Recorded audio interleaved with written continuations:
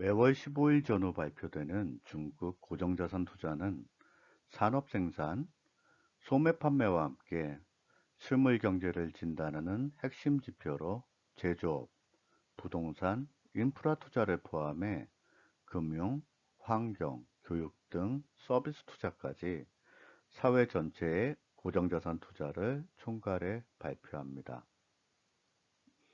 대표적인 세부 항목은 제조업, 부동산, 인프라 투자입니다.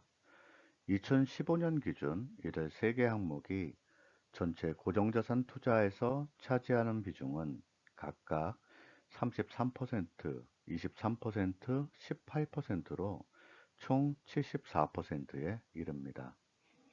특히 제조업 투자는 전체 고정자산 투자 중 33%의 높은 비중을 차지하고 있습니다.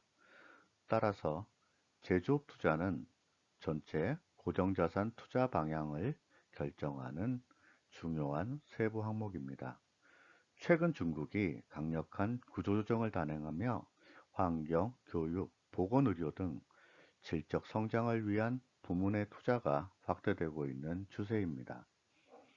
중국이 WTO에 가입하면서 글로벌 기업들이 중국의 값싼 노동력을 활용하기 위해 중국에 대한 대대적인 투자가 진행되었습니다. 국내외 풍부한 자금을 기반으로 고정자산 투자가 활발히 일어났고, 이는 수출 증가로 이어지며 선순환 구조를 형성했습니다. 최근 중국 경제 성장 모델이 소비 중심의 개혁이 진행되면서 고정자산의 성장 기여도가 감소하고 있지만 여전히 50%에 육박하며 중국 경제 성장의 한 축을 담당하고 있습니다.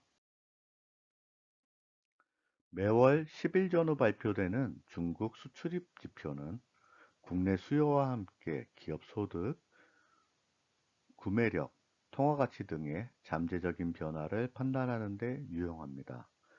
중국 수출입 지표는 상당히 세분화된 항목들을 발표하고 있습니다. 먼저 전체 수출입 규모와 물량 규모를 발표합니다.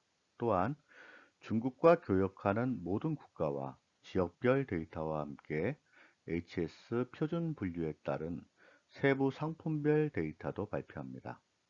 그 밖에 일반 무역, 가공무역 등 무역 방식에 따른 분류와 기업 성격에 따른 데이터도 발표합니다. 중국의 교역 조건을 판단하는 지표는 교역국의 경제성장률, 달러화 대비 환율, 국가별 물가 상승률입니다. 그중 교역국의 경제성장률은 대외 수요를 확인하는 데 가장 중요한 요소라 할 수 있습니다. 예를 들어 중국의 최대 교역국인 미국 국내 총생산 성장률과 중국 수출 증가율 간의 상관 계수는 0.65를 기록하고 있습니다.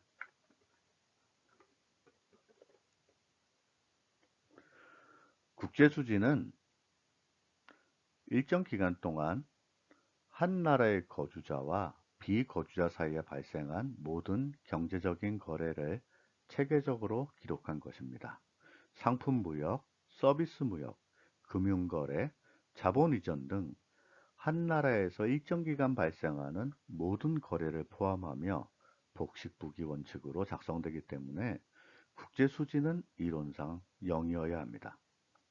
국제수지는 크게 상품, 서비스, 소득 등의 경상수지와 자본이전과 비금융자산 거래의 자본수지, 그리고 금융자산 및 금융부채의 변동을 기록하는 금융계정으로 분류되며 오차 및 누락 항목이 있습니다.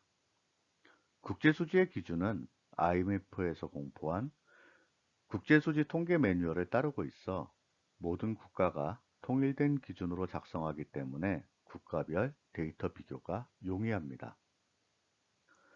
중국의 국제수지는 분기 말 25일 전후에 발표되는데, 특히 수출입으로 인한 대외 거래가 경제에서 차지하는 비중이 큰 중국에게 경상수지는 경제정책 수립과 정책 효과 분석에 매우 유용한 지표입니다.